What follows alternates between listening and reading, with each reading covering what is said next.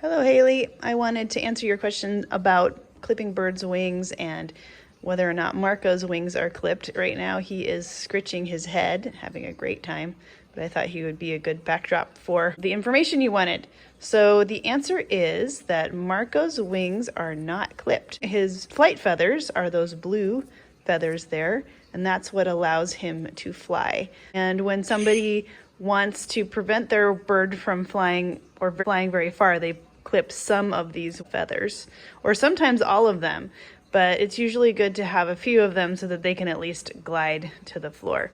Some people say that you should clip your bird's wings because it will prevent them from accidentally flying out the window and out into the wilderness where they can get lost and not know how to get back to their home. One of the things that happens is that birds who don't have a lot of flying practice because they've had their wings clipped or that they live inside is they know how to fly up pretty well, but then they don't know how to fly down again. So oftentimes a bird will fly up into a tree if it gets outside, but not know how to fly back down to its owner. And each time that it tries to do that, it catches these updrafts, which is wind that pushes the bird up higher and higher. People lose their birds that way. So that is one good reason to clip wings. But on the other hand, and the way I think about it, is that when you think about a bird and what they do, there's a couple of things that come to your mind. One is maybe chirping or singing,